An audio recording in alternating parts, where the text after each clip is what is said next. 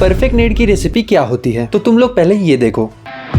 हमारे PUBG BGMI में अलग अलग मेटाज आते रहते हैं। पहले AKM M4 का मेटा था, उसके बाद में स्नाइपर का मेटा आया, उसके बाद में जो है तो SMG का मेटा आया, उसके बाद में शॉटगन अपनी DBS वाली उसका मेटा आया, उसके बाद में अब जो है तो नेड्स का मेटा चल रहा है। बंदे ऐसी ऐसी जगह से नॉकआउट निकाल रहे हैं जहाँ से उनको होप भी ना हो। तो ऐसे नेट तुम कब करोगे? तो परफेक्ट नेट की रेसिपी कुक करने के लिए तुम्हें चाहिए 4 चीजें, जो है PTAT। तो चलो ये क्या होता है मैं तुम्हें बताता हूँ और लास्ट में एक बोनस टिप भी दूंगा। तो देखो गाइस, परफेक्ट नेट की रेसिपी कुक करने के लिए हमें चाहिए P फॉर पोजीशन। ऑब्वियसली अगर तुम्हें बंदे की पोजीशन ही पता नहीं रहेगी तो तुम कहीं पे भी नेट डालोगे तो बंदा फटेगा नहीं ऐसे ही। अब बंदे की परफेक्ट पोजीशन पता करने के लिए तुम ये 3 चीजें यूज करते हो। एक तो होता है हमारा विजन सेंस, एक तो होता है हमारा साउंड सेंस, उसके बाद में आता है हमारा IQ। या तो तुम बंदा देख के पता लगाते हो कि बंदा यहाँ पे है, या फिर तुम्हें साउंड से अंदाजा हो जाता है कि बंदा यहाँ पे है। और थर्ड होता है हमारा IQ, क्योंकि जैसे ही हम नेट पिन करते हैं बंदे को साउंड जाता है और बंदा उसकी पोजीशन जो है तो हल्की सी चेंज कर लेता है। तो अब ये IQ हमें कैसे आएगा? ऑब्वियसली एक्सपीरियंस से। और जो तुम घर में नेट करने वाले हो उस घर का मैप तुम्हें पूरा पता रहना चाहिए कि बंदा यहाँ से वहां जाएगा तब वहां पे अपने को नेट करना है। तो इन तीनों को कंबाइन करके आप परफेक्ट पोजीशन पता कर सकते हो बंदे की। अब आपको बंदे की पोजीशन एग्जैक्ट पता हो चुकी है। तो हमारी सेकंड चीज आती है टाइमिंग। अब ऑब्वियसली टाइमिंग बहुत मैटर करती है, क्योंकि तुम खुद पे ना नेट फोड़ लो अपना, या फिर तुम 2 सेकंड पहले नेट फेंक दो जिससे बंदा उसकी पोजीशन चेंज कर ले नेट को देख के। अब टाइमिंग परफेक्ट करने के लिए आप क्या कर सकते हो? आपकी जो भी घर पे वॉल क्लॉक है या फिर आपकी रिस्ट वॉच है, उसमें आप जैसे जैसे सेकंड्स बढ़ते हैं वैसे वैसे उन सेकंड्स को सिंक कर सकते हो। तो इससे आपको परफेक्ट आइडिया हो जाएगा कि 1 सेकंड कब होता है। तो इससे बेनिफिट ये रहेगा कि आपको जो है तो टाइमिंग को देखना नहीं पड़ेगा। वरना अगर आप नेट पिन करने के बाद जो है तो सिर्फ टाइमर को ही देखते रहोगे तो आजू बाजू से बंदा आके आपकी पेटी बना देगा। तो सिंपल सी टेक्निक है, जब भी आप नेट पिन करोगे कि आपके मन में आपका काउंटडाउन चालू हो जाना चाहिए। अब ये टाइमिंग में और भी फैक्टर्स डिपेंड करते हैं, जैसे कि बंदा कितने आपसे डिस्टेंस पे है, बंदा हाई हिल पे है या फिर लोअर रिच पे है, बंदा कोई रूम में बैठा है या फिर बंदा कोई कवर के पीछे बैठा है। ये सब चीजें दिमाग में रखे आपको जो है तो आपका नेट थ्रो करना होगा परफेक्ट टाइम पे, तब वो फटेगा बंदे के मुंह पे और उसकी फटेगी। फिर देखो, अब मैं तुम लोगों को ये नहीं बताते बैठूंगा कि 50 मीटर पे बंदा है तो आपको इतने सेकंड पे नेट फेंकना है, इतने मीटर पे तो बंदा इतने सेकंड पे नेट फेंकना है। क्योंकि देखो, जब भी तुम क्लासिक खेलते हो ये चीज सेंस नहीं बनाती है बिल्कुल भी, क्योंकि क्लासिक्स और कस्टम्स में अगर आपका ध्यान सिर्फ टाइमिंग पर रहेगा तो आप बंदे कब देखोगे? वहाँ पे तो आपको बहुत सारी मल्टीटास्किंग करनी होती है। इस चीज को परफेक्ट करने के लिए ट्रेनिंग ग्राउंड में एक ड्रिल भी है, वहाँ पे भी जाके आप जो है तो ये वाली ट्रेनिंग कर सकते हो। तो चलो फिर हम हमारे थर्ड पॉइंट की तरफ चलते हैं, जो कि है A फॉर एंगल। पहले आपको बंदे की पोजीशन पता है, उसके बाद में आपको टाइमिंग भी पता है कि आपको कब नेट थ्रो करना है। बट यहाँ पे मेन मसला आता है एंगल का, कि आप जहाँ पे नेट थ्रो कर रहे हो वहाँ पे आपको एंगल है या नहीं, वहाँ पे आपका नेट जाएगा या नहीं। तो इसको टैकल करने के लिए आपको जो है तो अलग अलग एंगल्स ट्राई करने होंगे। अब सही से एंगल बंदे पे लेने के लिए बंदे क्या करते हैं? ये थर्ड आई का ही इस्तेमाल करते हैं। ऑब्वियसली थंब से या फिंगर से जो है तो